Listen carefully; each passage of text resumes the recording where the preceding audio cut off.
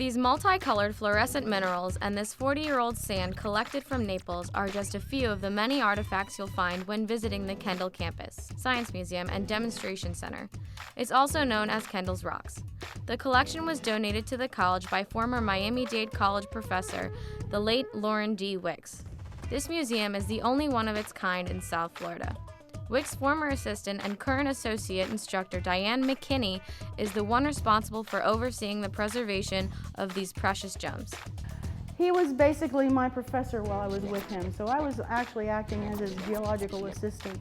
I went and collected rocks. He would give me this rock hammer, and then he would pick a certain area that he wanted to sample from, and he would go, okay, go get it. McKinney preserved many of these box labels written by the late professor. It was her professor's passion for artifacts that led McKinney to change her major, and her decision paid off, since it's McKinney who has transformed Kendall Rocks into a premier learning and demonstration center. Visitors get to touch and feel the various rocks and gems housed inside the drawers. 80% of the rocks in this museum were donated, such as this graphite rock, which replaces the lead in pencils because lead is poisonous. And you can write with it very clearly. So it's not just a museum, it's actually a learning and demonstration center as well. So we're trying to get everybody in here. You know, we have things for just about everybody. And that includes these preschoolers visiting from the Kids for Kids Academy. McKinney took the time to teach the children how to make fossils out of sand, water, and shells. They also learned about the different materials found in normal fossils. Several of the children were even brave enough to touch the skeletal remains of a saber-toothed cat. But those aren't the only teeth the children were able to see. Now, as I was looking around the museum, I noticed you had rocks and fossils and gems of all sorts. But I noticed that you had a pair of teeth, and they look pretty new. Tell me about those. The teeth are from me, actually. They are my wisdom teeth. I donated them to the museum to represent Homo sapien sapien. At the time that we bought the skulls, we didn't have a representation for that. And I said, well, I'm taking them out. Okay, well, there they are. There's your representation. And I'm going to get my wisdom teeth removed. Uh-oh. Well, don't do them all at once. Don't do them all at once.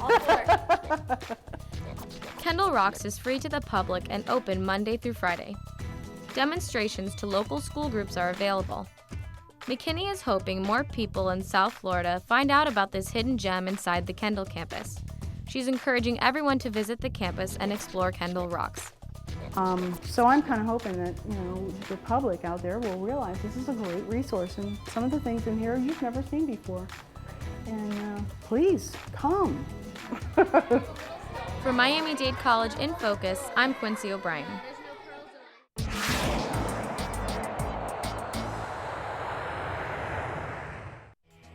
Can you tell the difference between tap water and bottled water? Lately, we see more and more people on campus carrying around bottles. Can you tell the difference between tap water and bottled water?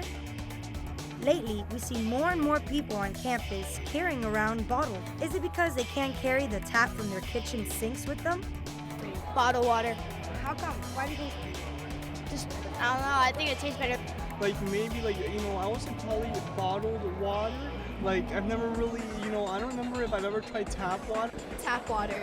Tap water? And you? Tap water. Okay. Miami-Dade College students have partnered up with Miami-Dade Water and Sewer Departments in an effort to take back the tap. They are shedding insight on the many health, economical, and environmental benefits of tap water when compared to bottled water. Students, under the leadership of Dr. Barbara Rosenthal, helped organize an event at the Kendall campus's Fred Shaw Plaza.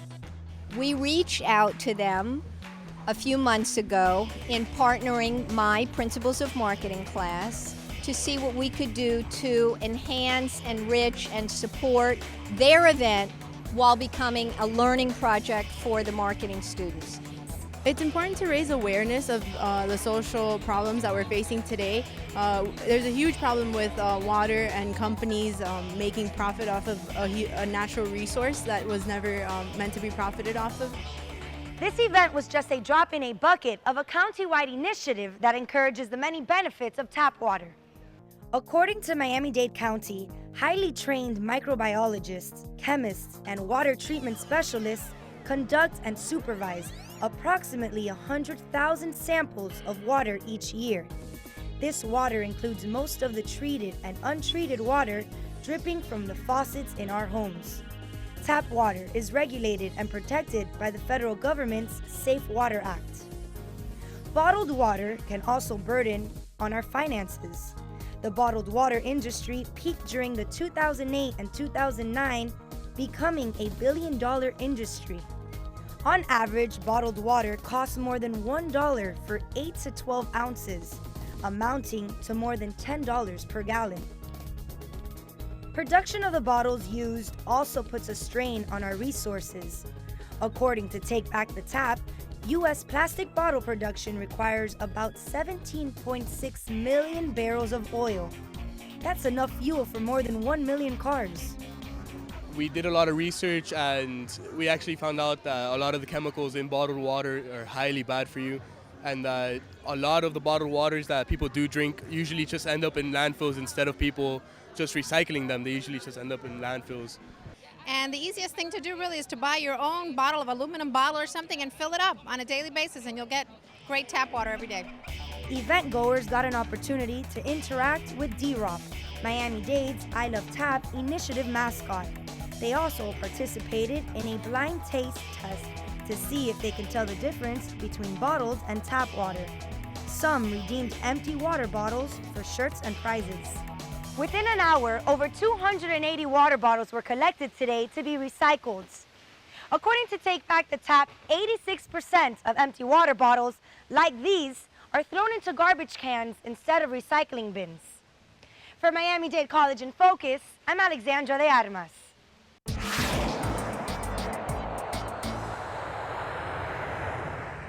I really am into swimming, but unfortunately I haven't been able to swim for a while because I haven't been able to go to a pool or anything. So since there's a pool now, I can go. Frederick is one of the thousands of students at Miami-Dade College who will now have access to the North Campus's new Aquatic and Fitness Center.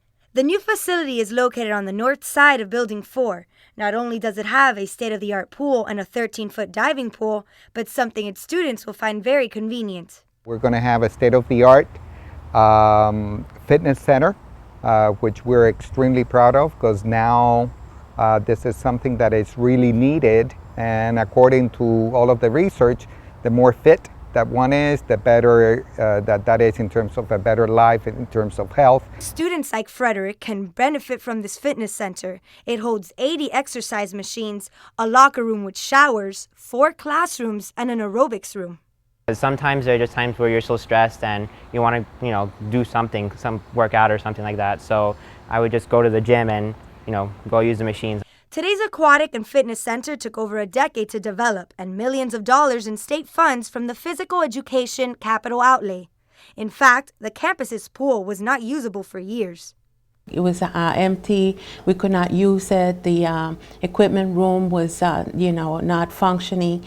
After years of persistence from the administration, the new Aquatic and Fitness Center will be up and running in the fall semester.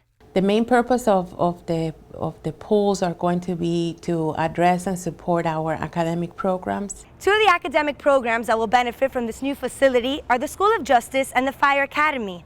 In the diving pool, students will use a car prop to learn underwater rescue techniques to save victims. Instructors will be able to analyze what their students are learning from an underground observation room. Everyone has high expectations for this new Aquatic and Fitness Center, so much so that they hired a 2-time Olympic medalist as the facility's director. The Olympic spirit is about inspiring everybody to exercise and be out there and enjoy moving, and it's everybody at their own pace, everybody at their own level.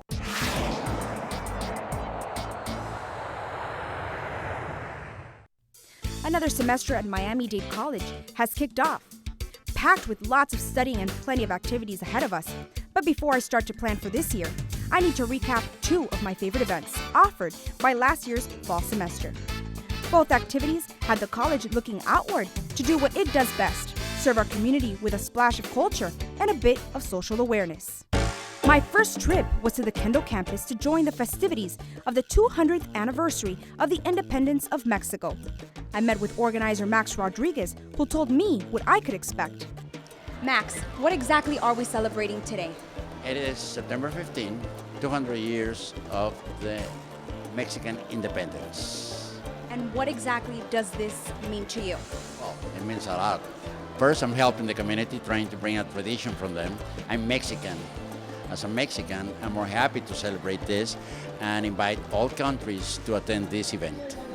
The event was filled with music, dance, lots of fun, and of course, delicious Mexican food.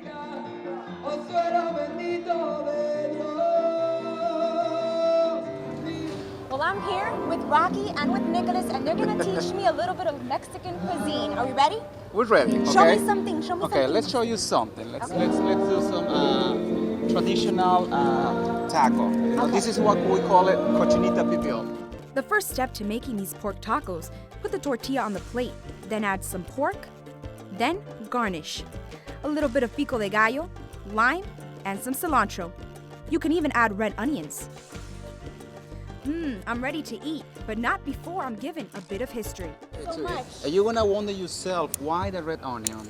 Why? You know, there is a lot of places that they call it, cochinita pibil, that they don't do it like traditional, authentic cuisine. So one thing it's like very important, it's the key for this taco, it's the red onion. Then, if you don't like spice, you don't put anything else. Okay. If you like spice, like we eat in Mexico, then you put habanero. It's extremely spicy. That's the authentic and Mexican cochinita pibil taco. You gotta now, promise me something. you know, yes. What? Next time you go to Mexico, you take me. I would love to. Because I have this. I love this. I love it. I would love to. Awesome. Thank you that guys is no so much. problem. All right, you're welcome. Now it's time to That taco was delicious. Now that I'm done at Kendall, it's time to head to the Wolfson campus to see the Freedom Tower go pink. Actually, it was a ceremony that helped promote the breast cancer awareness campaign, of which Miami was part of. What we're saying is that this is a national, international day because monuments are being lit throughout the world.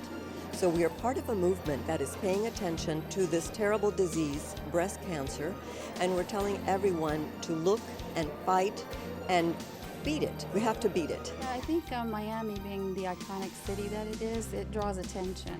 And the Freedom Tower, for sure. The Freedom Tower is an icon in Miami, and it's a national landmark. And we're the only one in the state of Florida that's being illuminated tonight. In true Miami-Dade College style, the ceremony kicked off with a special program at the Wolfson Campus Chapman Conference Center. The program included instructions on what to do to fight against the disease. Get your mammography yearly as recommended. Go see your physicians if there's a concern. There's been a great difference in the amount of care that is available. The prognosis for breast cancer is nowhere what it used to be even 20 years ago. Poetry.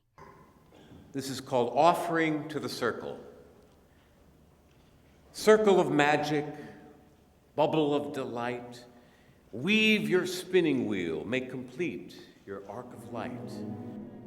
A ballet performance by the students from New World School of the Arts.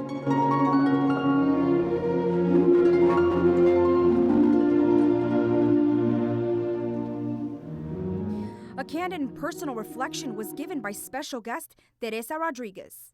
Dr. Eduardo Padron invited me here tonight because not only am I a friend and a proud Miami-Dade College alumna, it is alumna by the way, but I have witnessed the horrors of breast cancer twice in my life and in a very personal way. My mom, Hilda, died of breast cancer while I was still in college. In fact, when I was attending this very fine institution, she was in the midst of her battle. With the first part of the ceremony done, attendees turned on their lights and with hope-filled strides marched towards the Freedom Tower. Once at the Freedom Tower, the switch was turned on, lighting the tower pink. It was kept that way the entire month of October, a month dedicated to building awareness. I think when you have a landmark of this stature, which to many of us here in South Florida, especially of Cuban descent, is a symbol of valor, a symbol of freedom, to have it lit in pink, to me is also a symbol of hope that there will be a cure. And as we're saying tonight, as part of this whole ceremony, very special ceremony, lighting the cure, lighting the way for the cure, I think it's also a symbol of hope. Now that you've seen some of my favorite events, Stay tuned for a semester that promises more fun and activities throughout all campuses. For Miami-Dade College In Focus, I'm Vicky Neer.